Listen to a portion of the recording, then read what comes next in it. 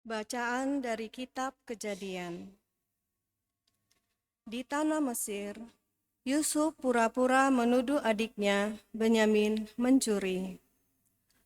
Maka tampillah Yehuda mendekati Yusuf dan berkata, "Mohon bicara tuanku, izinkanlah hambamu ini mengucapkan sepatah kata kepada tuanku, dan janganlah bangkit amarahmu terhadap hambamu ini, sebab tuanku adalah seperti Firaun sendiri. Tuanku telah bertanya kepada hamba-hamba ini, 'Masih adakah ayah atau saudaramu?' Dan kami menjawab, 'Tuanku, kami masih mempunyai ayah yang sudah tua, dan masih ada anaknya yang muda, yang lahir pada masa tuanya. Kakaknya telah mati, dan hanya dia sendirilah yang tinggal dari mereka yang seibu. Sebab itu ayah sangat mengasihi dia.' Lalu tuanku berkata kepada hamba-hambamu ini, 'Bawalah dia kemari kepadaku, supaya mataku memandang dia.' Lalu tuanku berkata kepada hamba-hambamu ini, 'Jika adikmu yang bungsu itu tidak datang kemari bersama kalian, kalian tidak boleh melihat mukaku lagi.' Setelah kami kembali kepada hambamu, ayah kami, maka kami memberitahukan kepadanya perkataan tuanku itu. Kemudian ayah kami berkata, 'Kembalilah kamu membeli sedikit bahan makanan bagi kita.' Tetapi jawab kami, 'Kami tidak dapat pergi ke sana, sebab kami tidak boleh melihat muka orang itu apabila adik yang bungsu tidak bersama-sama kami.' Kemudian berkatalah hambamu ayah kami, 'Kamu tahu bahwa istriku telah melahirkan 2 anak bagiku. Yang seorang telah pergi, dan aku telah berkata, tentulah ia diterkam oleh binatang buas. Dan sampai sekarang aku tidak melihat dia kembali. Jika anak ini kamu ambil pula dariku, dan ia ditimpa kecelakaan, maka tentulah kamu akan menyebabkan daku yang ubanan ini turun ke dunia orang mati karena nasib celaka.' Ketika itu Yusuf tidak dapat menahan hatinya lagi di depan semua orang yang berdiri di dekatnya. Lalu berserulah ia, 'Suruhlah keluar semua orang dari sini.' Maka tidak ada seorang pun yang tinggal di situ bersama-sama Yusuf. Ketika ia memperkenalkan dirinya kepada saudara-saudaranya, setelah itu menangislah ia keras-keras, sehingga kedengaran oleh orang-orang Mesir dan seisi istana Firaun. Dan Yusuf berkata kepada saudara-saudaranya, 'Akulah Yusuf. Masih hidupkah Bapa?'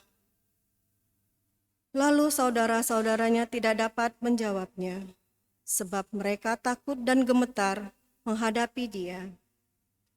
Lalu kata Yusuf kepada mereka, 'Marilah mendekat.' Maka mendekatlah mereka. Kata Yusuf lagi, 'Akulah Yusuf saudaramu, yang kalian jual ke Mesir. Tetapi sekarang janganlah bersusah hati, dan janganlah menyesali diri, karena kalian menjual aku di sini. Sebab demi keselamatan hidup kalianlah Allah menyuruh aku mendahului kalian ke Mesir.' Demikianlah sabda Tuhan.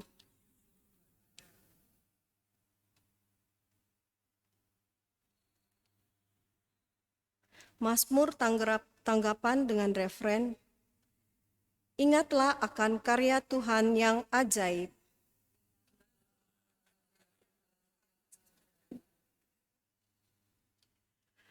ketika Ia mendatangkan kelaparan di atas tanah Kanaan dan menghancurkan seluruh persediaan makanan, diutusnya seorang mendahului mereka, yakni Yusuf yang dijual menjadi budak.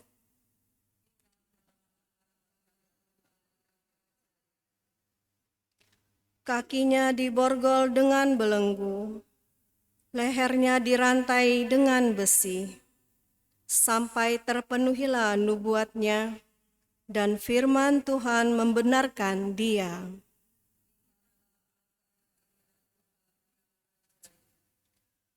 Maka raja menyuruh melepaskan dia, dan penguasa para bangsa membebaskannya.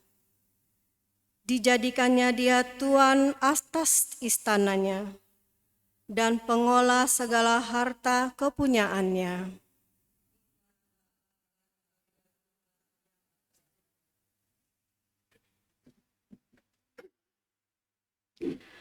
Haleluya, haleluya, haleluya.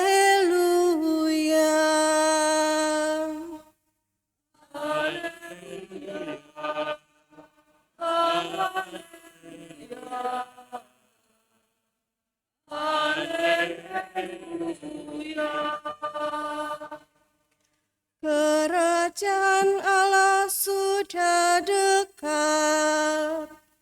Bertobatlah dan percayalah kepada Injil. Haleluya.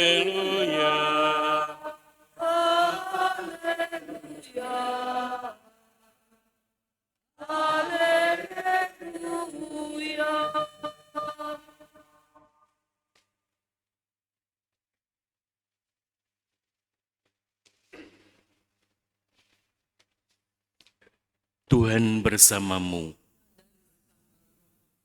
Inilah Injil suci menurut Matius.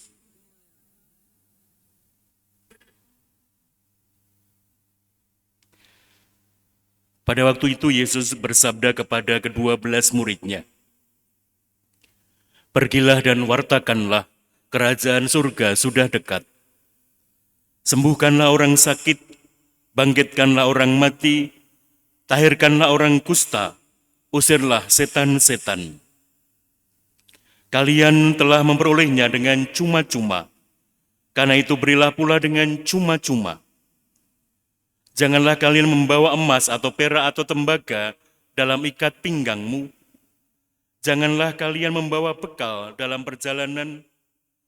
Janganlah kalian membawa baju 2 helai, kasut atau tongkat, sebab seorang pekerja patut mendapat upahnya.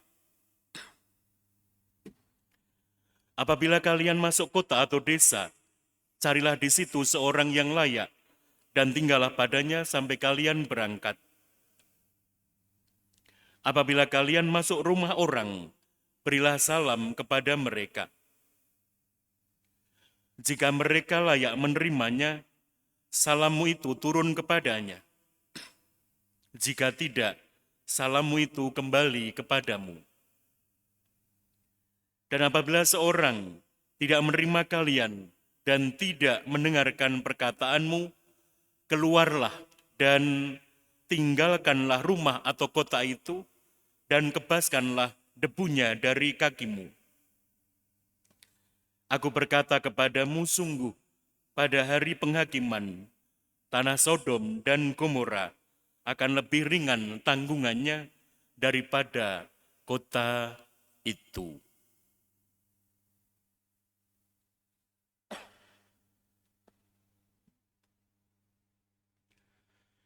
Demikianlah sabda Tuhan.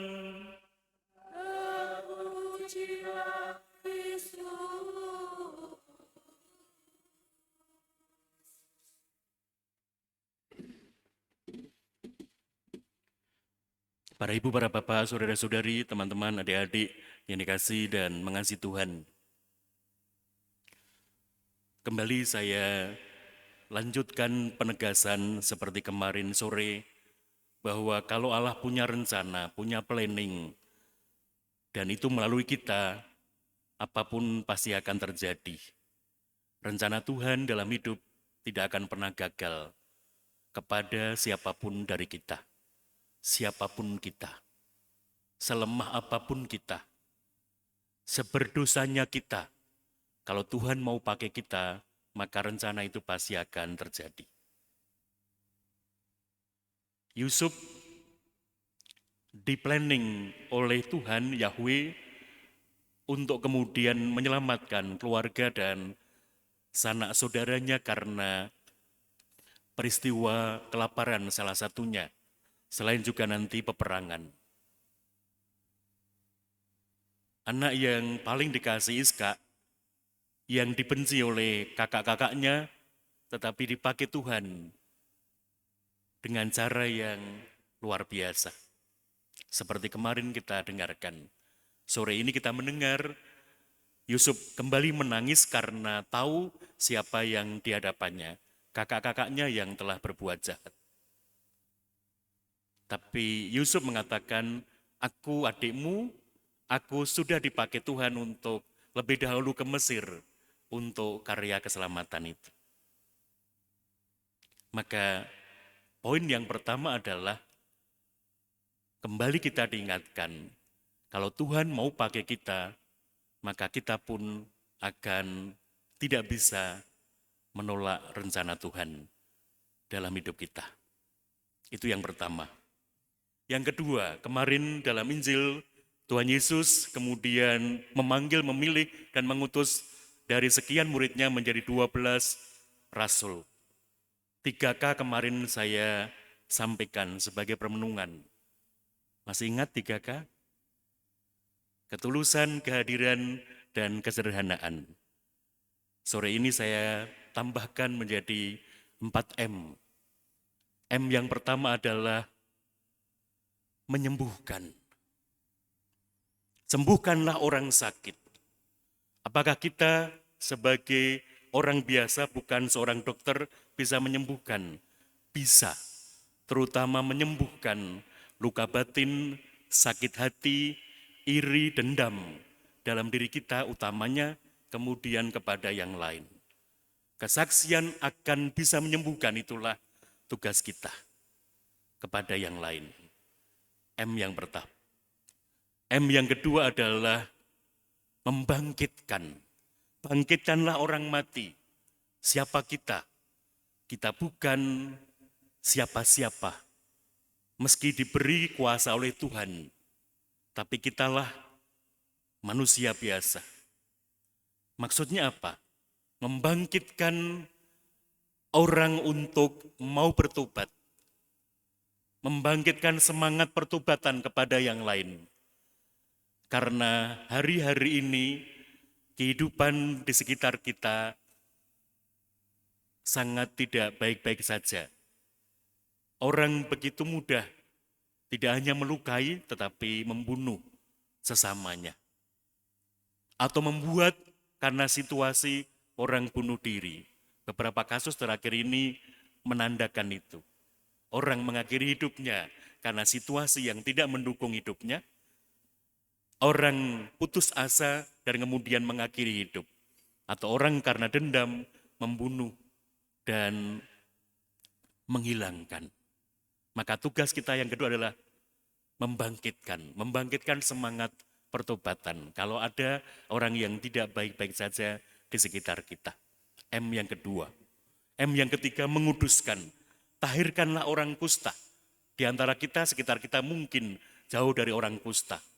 Apakah kita perlu mencari orang kusta untuk bisa menguduskan? Tidak. Menguduskan sikap kita. Menguduskan hidup kita. Menguduskan apa yang menjadi pemurnian motivasi kita melayani. Baik di keluarga kita, baik di gereja maupun di masyarakat. Kita adalah pribadi yang bisa menguduskan, memurnikan motivasi untuk menjadikan tetap baik dan benar. M yang ketiga. M yang terakhir adalah mengalahkan. Usirlah setan-setan. Kita bukan eksorsis, Kita tidak beri kuasa mungkin untuk mengusir setan. Mungkin dalam bahasa ini, Monsinyur Afin kemarin di tempat ini, tanggal 2 Juli kemarin saat Misa HK, Monsinyur menegaskan soal setan-setan. Kita takut sama setan yang beneran atau setan yang tidak beneran, begitu khotbah beliau. Apa maksudnya usirlah setan-setan dengan kata poin mengalahkan? Kembali saya ingatkan bahwa di sekitar kita itu banyak godaan. Apalagi sekarang ini, apapun. Kalau kemudian kita tidak siap untuk bisa memiliki sikap mengalahkan godaan, kita bisa kemudian menjadi jatuh, bukan hanya dosa, tapi mungkin kegagalan dan kehilangan kehidupan kita. Kalau tidak bisa mengalahkan. Salah satu contoh kecil adalah Topan Putra yang adalah ketua kelasnya saat zamannya Gubernur Bobi Nasution di Medan yang kemarin tangkap tangan karena ketahuan korupsi, karena dia dilantik dan dipilih oleh Bobi untuk menjadi orang nomor 1 di PUPR-nya Sumatera Utara. Masih muda, tapi sangat dekat dengan Bobi dan kemarin ketangkap tangan oleh KPK korupsi. Dari 200 juta, di rumahnya ada 1 atau 2,8 miliar. Godaan, kalau dekat dengan duit itu bisa jadi orang jatuh. Orang dekat dengan kekuasaan itu bisa jatuh. Kalau tidak kuat, maka poin keempat adalah mengalahkan. Maka semoga dengan menyadari kalau Tuhan mau pakai kita, kita tidak akan mungkin bisa menolak Tuhan. Dengan semangat 3-4M.